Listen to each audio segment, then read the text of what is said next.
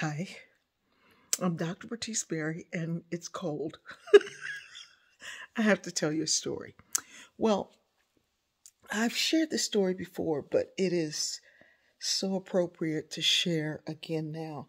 And I think I shared it maybe 3 years ago, probably three. I was in Nebraska and I was being driven back to the airport. And the driver was very, very nice man, and it was in February and unseasonably warm. It was like really warm.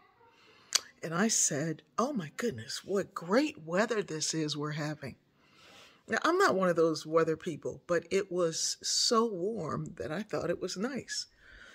This man hit his brakes, turned completely around. I was like, "Ma'am, this is not good weather." And I was like, they got some other good weather? I was like, "What are you talking about? The sun is shining. It is warm." And he said, "Every good farmer knows that you need at least 2 really harsh weeks of winter if you're going to have a good crop." And I said, "Oh, well, I'm not a farmer. I don't know anything about farming." He said, "Well, if you don't have harsh winter and you're farming, you can pretty much be sure that every kind of pestilent that will, you know, like beetles and boll weevils and things that can eat your crop are growing because it's been so warm. They're going to be overpopulated and they're going to eat your entire harvest."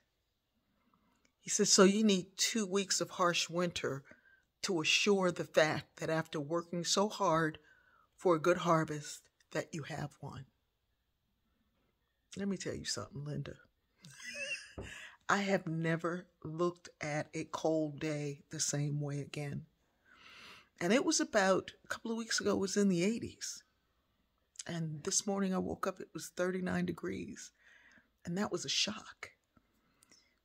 But then I smiled and I said to myself, must be a good harvest coming. And this time I'll be able to keep it. We all go through some things, but sometimes the difficulties that we're going through, the harsh winter that we're walking through, is a way to assure that the harvest is good.